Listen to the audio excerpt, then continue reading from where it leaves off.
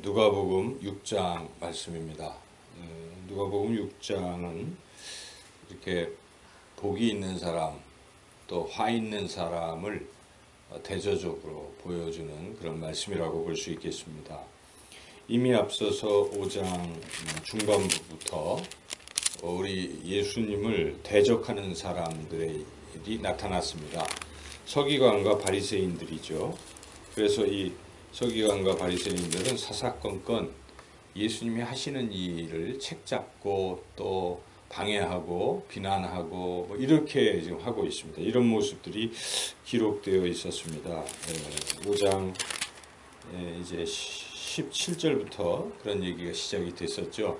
중풍병자를 예수님이 이렇게 고치시고 그러시는 과정에 예수님께서 죄사함의 권세가 있는 것을 알려주시려고 먼저 네 죄사함을 받았다 이렇게 선언을 하셨죠. 그런데 옆에서 듣고 있던 서기관과 바리새인들이 신성모독이다 하면서 이제 예수님에 대해서 대적하기 시작했습니다. 그리고 또 예수님께서 그 죄인인 레위를 제자로 부르시고 그 레위의 친구들인 세리들과 함께 이렇게 식사를 또 하시니까 그걸 보고 이 서기관과 바리새인들이 죄인들과 함께 식사한다고 또 비난했지요.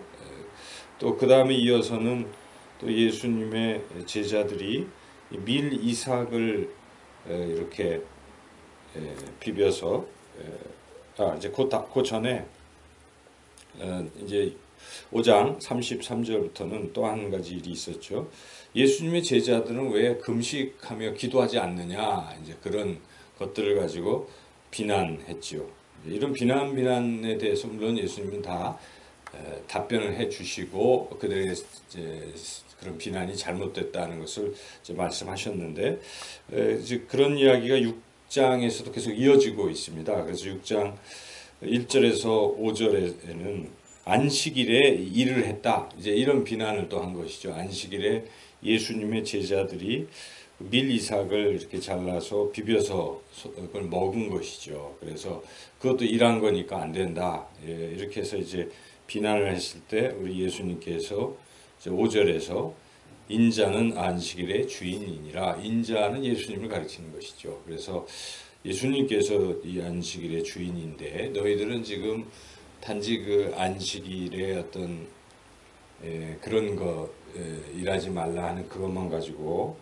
본 의미를 모르고 이렇게 비난을 한다고 주님이 지적하셨습니다. 본 의미는 인자가 안식일의 주인이라는 말이 있습니다. 바로 예수님께서 지금으로 말하면 주일이죠. 예수님이 이 안식일에 진정한 안식을 사람들에게 주신다는 것입니다. 그 뭐 밀 이삭 안 잘라 먹고 이런 규정 지키는 정도의 안식이 아니라 진정한 평강과 기쁨을 주님께서 주신다는 것입니다. 그 기쁨과 평강을 누릴 생각은 안 하고 그냥 규정에 매여서 그러니까 우리가 신앙생활을 할 때 주일 예배를 드릴 때도 우리가 하나님 만나서 하나님 주시는 그 기쁨과 평강과 소망을 누리며 진정한 안식을 누려야 하는 것이지 다른 어떤 그런 것에 빠지면 안 됩니다. 형식에 너무 빠져도 안 되는 거죠. 근데 서기관과 바리새인들은 그런 생각들에 빠져 있었기 때문에 예수님을 이렇게 비난하고 있는 것입니다.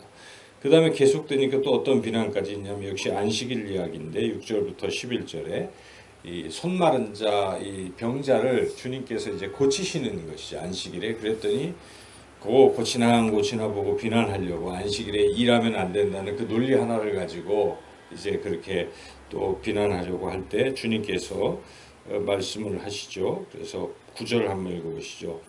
예수께서 그들에게 이르시되 내가 너희에게 묻노니 안식일에 선을 행하는 것과 악을 행하는 것 생명을 구하는 것과 죽이는 것 어느 것이 옳으냐 하시며 그렇습니다. 안식일의 어떤 형식에 얽매이는 게 아니라 본질이 무엇인가 그렇게 생명을 살리는 일이 소중하지 않느냐 하고 주님 말씀하시는 것이죠. 그래서 이와 같이 주님께서는 본질이 무엇인지를 늘 생각하라고 말씀하시는 것입니다. 그래서 이 자꾸 형식과 틀에 얽매이게 되면 본질을 잃어버립니다. 그래서 그런 것을 주님이 이미 5장에서도 새 포도주는 새 부대에 넣어야 된다. 그런 옛 그 헌 부대에 자꾸 넣으면 찢어진다. 옛 형식과 틀에만 지나치게 얽매이게 되면 이 새 포도주, 이 본질을 이해할 수가 없다. 그러므로 본질을 깨달아라. 본질은 예수님이시죠. 그래서 예수님께서 율법을 지금 폐지하시는 것이 아니라 완성시키면서 지금 해석해 주시는 거예요. 율법의 참 의미는 하나님 사랑과 이웃 사랑이다 하는 것을 지금 알려주시는 것이죠. 이렇게 말씀하시는데 어떤 지금 분위기가 서기관과 바리새인들이 예수님을 계속 대적하고 있다는 것입니다. 그래서 그들은 끝내는 예수님을 어떻게 죽일까 이런 음모까지 꾸미게 됐다라고 말씀을 하고 있죠. 누가는 6장 11절을 읽어보시죠. 그들은 노기가 가득하여 예수를 어떻게 할까 하고 서로 의논하니라. 이렇게 예수님을 잘 알아보지 않고 그저 자기들의 생각에 사로잡혀서 어찌하면 비난하고 어찌하면 책을 잡고 그래서 결국은 죽일까 이런 생각을 하는 부류의 사람들이 있다는 것입니다. 그 예수님이 이러한 분위기 속에서 이제 뭘 했습니까? 6장 12절 읽어보시죠. 이때에 예수께서 기도하시러 산으로 가사 밤이 새도록 하나님께 기도하시고 이렇게 자꾸 반대하는 사람들이 많으니까 예수님 뭘 하십니까? 기도하시는 것입니다. 기도하시면서 밤새도록 기도하시면서 주님 하나님께서 어떤 응답을 주셨습니까? 반대하는 사람 말고 제대로 된 사람들을 세워라 이런 것이죠. 그래서 밝으니까 예수님 뭘 하시죠? 13절 읽어보시죠. 밝음에 그 제자들을 부르사 그 중에서 12를 택하여 사도라 칭하셨으니 이제 정식으로 주님을 따라가는 12명의 제자를 선택하신 것입니다. 밤새도록 기도하셔서 그래서 반대하는 그룹의 사람들이 있는가 하면 이렇게 주님을 따르는 그룹이 또 있다는 것입니다. 그래서 주님을 기도하시고 주님을 따르는 이 그룹과 이제 함께 하시겠다 이런 것입니다. 반대자들에 대해서는 그랬고요. 그래서 그 12를 데리시고 이제 다니시면서 하시는 일들인데 특별히 12에게 너희들이 이제 내 제자가 될 텐데 제자도가 뭔 줄 아느냐 하고 제자도를 말씀하시는 것입니다. 그래서 그 20절부터 끝까지 49절까지는 평지설교, 평지보훈. 우리가 산상설교, 산상보훈이라는 말을 듣잖아요. 산상수훈. 그것을 이제 마태복음 5장에서 7장에서 나오는 것인데 이것을 이제 평지에서 했다 하여 평지설교라고 좀 부르는데 어떤 게 맞느냐? 평지가 맞느냐? 내용은 지금 비슷한 거거든요. 산이 맞느냐? 이스라엘은 이렇게 막 높은 산이 있는 것이 아니라 산인지 이게 언덕인지 잘 구별이 안 가는 것입니다. 그래서 마태가 보기에는 이게 산으로 보인 것이고 누가가 보기에는 평지로 보였기 때문에 누가 입장에서는 평지 설교로 또 마태는 산상 설교로 본 것이죠. 그래서 이 내용은 제자들을 가르쳐 주는 것입니다. 제자들은 이러해야 된다 하는 말씀. 그래서 서기관과 바리새인들은 그렇게 반대하지만 너희들은 나를 따르는 제자들이고 제자들이라면 이렇게 살라 하고 제자들이 어떻게 살아야 할지를 말씀하시는데 이 산상 설교에서도 마찬가지지만 먼저 팔복을 이야기하지 않습니까? 팔복을 말이에요. 그래서 팔복의 내용은 무엇이냐면 예수님을 따르는 제자들은 이러해야 된다는 것이고 이렇게 따르면 복을 받는다. 이제 그런 말씀인데 누가복음은 좀 차이가 있습니다. 팔복이 아니라 사복, 사화 이렇게 되어 있어요. 그래서 네 가지 복과 네 가지 화를 같이 말씀하시는 것입니다. 그래서 왜 이런 말씀을 여기 배치되어 있냐면 누가는 지금 반대자들에 대한 이야기를 앞에서 쭉 했잖아요. 그리고 이제 예수님을 따르는 제자들의 이야기를 하면서 두 개를 대조시킨 것입니다. 그래서 사복은 예수님의 제자들에 해당되는 것이죠. 제자들은 이렇게 해서 복을 받는 것이고 그렇지 않는 무리들, 뭐 예를 들면 앞에서 서기관과 바리새인들 같은 무리들은 사화를 입게 될 것이다. 이렇게 예수님 먼저 운을 떼시고 너희들은 복받는 제자들인데 제자라면 어떻게 살아야 되는가 하는 것을 쭉 말씀하신 것입니다. 그 사복에 네 가지만 여기에 이제 쭉 돼 있는데요. 복이 저쪽 마태복음은 팔복인데 특별히 여기서 공통되는 부분들이기도 한데 가난한 것입니다. 20절에 보니까 가난한 자가 복이 있나니 하나님 나라가 너희 것이며 이 가난하다는 것은 물질적인 심령이 가난한 것도 있겠지만 이 누가복음에서는 물질적인 가난을 주로 말하고 있습니다. 그래서 이것은 가난한 것 자체가 복이 있다 이런 뜻이라기보다는 뭐 평범하거나 부유했지만 예수님을 위해서 예수님을 따르기 위해서 가난한 자가 되었다는 것입니다. 이 뜻은 그런 뜻이죠. 너희가 나를 위해서 나를 따르기 위해서 가난한 자가 된다면 하나님의 나라가 너희 것이 된다. 우리가 세상 물질을 뭐 잃어도 하나님의 나라를 소유할 수 있다면 이처럼 큰 복이 없잖아요. 우리가 세상 것을 다 차지하고 하나님 나라를 잃어버린다면 참 어리석은 인생인 것이죠. 그래서 예수님께서 너희가 이렇게 자원해서 배도 버리고 고기 잡던 그것도 버리고 나를 따라오는 제자, 그 물질적으로 가난한 제자가 되었다면 너희 복 받는다. 하나님 나라가 너희 것이기 때문이다. 이렇게 말씀하시는 것이죠. 두 번째는 줄인 자, 이것도 마찬가지예요. 주님을 위해서 줄이게 된 것입니다. 뭐 원래 줄인다기보다도 주님을 위해서 줄인 그런 자가 되는 사람은 주님께서 배부르게 하실 것이고 또 주님을 위해서 우는 자가 있을 것입니다. 주님을 위해서 눈물을 흘리는 그렇잖아요. 그런 사람들은 주님이 웃게 하실 것이고 또 특별히 22절은 이것을 다시 요약하는 것이죠. 22절, 23절 같이 읽어보겠습니다. 인자로 말미암아 사람들이 너희를 미워하며 멀리하고 욕하고 너희 이름을 악하다 하여 버릴 때에는 너희에게 복이 있도다. 그날에 기뻐하고 뛰놀라. 하늘에서 너희 상이 큼이라. 그들의 조상들이 선지자들에게 이와 같이 하였느니라. 주님 때문에 한마디로 욕먹는 사람, 이런 사람들은 주님이 나중에 상 주시겠다 이런 말씀이죠. 그래서 우리가 이 말씀을 쭉 생각하면서 나는 과연 주님 때문에 가난해졌는가? 나는 주님 때문에 주님을 위해서 울어본 적이 있는가? 주님을 위해서 내가 줄여본 적이 있는가? 주님을 위해서 욕을 먹어본 적이 있는가? 이런 것을 우리가 한번 되물어봐야 되는 것이 그것이 진정한 제자요. 그런 제자들에게 주님이 이러한 큰 복을 주신다는 것입니다. 반대로 뒤집어서 서기관과 바리새인 같은 사람들입니다. 이 사람들은 어쨌든 세상으로부터 칭찬받으려고 하고 칭찬받고 뭐 부유하게 살고 뭐 이런 것입니다.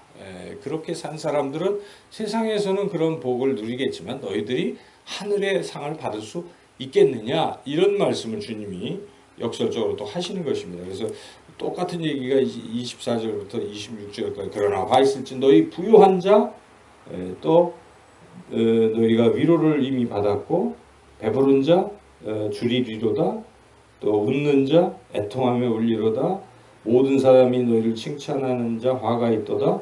이렇게 주님이 또 반대적인 이야기도 하시는 것이고 그러니까 이 말씀을 보면서 나는 과연 복 있는 사람으로 살 것인지 화 있는 사람으로 살 것인지를 결정해야 되는 것입니다. 그래서 우리가 잠시 잠깐 사는 이 세상에서의 명예, 칭찬, 뭐 부귀 이런 게 너무 빠지게 되면 이 하늘에 더 귀한 것을 받지 못할 수도 있는 거예요. 그래서 우리가 항상 주님을 위해서 내가 희생하고 주님을 위해서 헌신하고 뭐 이런 부분들을 자꾸 많이 가지면 가질수록 더 복 있는 제자가 된다는 그런 말씀이죠. 그러면서 이제 그렇게 기본적인 말씀을 하신 후에 더 어렵고 힘든 이야기를 계속 하시는 거예요. 여기서 진짜 제자가 되려면 이래야 된다는 것입니다. 원수를 한마디로 원수를 사랑하라는 것이 이것처럼 어려운 게 어디 있겠습니까? 우리가 우리한테 잘해주는 사람들한테 잘해주는 것은 여기에 보면은 그거는 세상에 악한 사람도 그렇게 할 수 있다 하는 것입니다. 죄인들도 사랑하는 자는 사랑하느니라. 그런데 우리는 이렇게 우리를 미워하거나 또 원수, 우리의 뺨을 치거나 뭐 이런 사람들에게도 선대하고 사랑해야 된다 하는 것을 주님께서 쭉 말씀하시죠. 그리고 37절부터는 비판하는데도 주의를 해야 된다는 것입니다. 그래서 남을 그냥 무조건 비판하는 그런 스타일은 주님의 제자라고 보기 힘듭니다. 여기에 보면 이 자기 눈에 들보같이 큰 기둥 같은 그런 흠이 있으면서도 자꾸 다른 사람 눈에 있는 조그만 티는 잘 보는 사람이 있다는 것입니다. 그건 주님의 제자가 아니라는 것입니다. 그것은 외식하는 자고 그러면서 그런 거 하지 말고 차라리 42절에 보면 먼저 내 눈 속에 들보를 빼라. 그거 빼면 빼야 된다. 이제 이런 주님이 말씀을 하시는 것이죠. 그리고 주는 자가 복이 있다 하는 말씀도 여기 있고요. 그러니까 전체적으로 지금 원수를 사랑하라. 그리고 남을 미워하지 말고 남을 정죄하고 그렇게 살지 말라 하는 이런 말씀입니다. 그리고 마지막으로 다시 한번 주님이 강조하십니다. 내가 이렇게 말을 너희들에게 했는데 듣기만 하면 아무 의미가 없다. 듣고 실천하라. 이것은 마태복음에서도 똑같아요. 7장에 그죠? 반석 위에 세운 집, 모래 위에 세운 집으로 비유하는데 여기는 탕류와 뭐 이런 걸로 지금 말씀을 하고 있죠. 그래서 여기 특별히 47절 한번 7절 8절 읽어보겠습니다. 내게 나와 내 말을 듣고 행하는 자마다 누구와 같은 것을 너희에게 보이리라. 집을 짓되 깊이 파고 주추를 반석 위에 놓은 사람과 같으니 큰 물이 나서 탕류가 그 집에 부딪히되 잘 지었기 때문에 능히 요동하지 못하게 하였거니와. 이렇게 말씀을 듣고 행하라 하고 이렇게 이제 주님께서 평지설교를 마치셨습니다. 이 내용은 제자들이라면 이러해야 된다는 것을 말씀하신 것이죠. 그래서 오늘 말씀 전체적으로 요약해 본다면 두 종류의 사람이 있는 거예요. 하나는 그냥 사사건건 주님을 방해하고 주님을 비난하고 뭐 이런 부류의 사람이 있고, 한쪽은 주님을 따라가면서 자기를 희생하고 주님을 위해서 헌신하는 부류의 사람들이 있다는 것입니다. 근데 이것이 세상 사람과 우리 크리스찬으로 비교할 수도 있지만요, 교회 내에서 이런 스타일들이 있을 수가 있어요. 어떤 분들은 그냥 이 주님의 제자로서 늘 자기를 희생하고 또 그렇게 살아가시는 분들이 있지 않습니까? 또 반대로 그런 것은 하지 않고 비판과 비난과 뭐 이런 스타일로 살아가면 결국 주님이 말씀하신 대로 복 있는 사람, 화 있는 사람 그렇게 결정이 되기 때문에 우리는 이 말씀을 통해서 그렇지, 내가 복 있는 사람으로 살아가야지. 오늘 주님 말씀에 귀를 기울이시고 말씀을 잘 듣고 행해서 복 있는 사람으로 살아가기를 주님의 이름으로 축원합니다.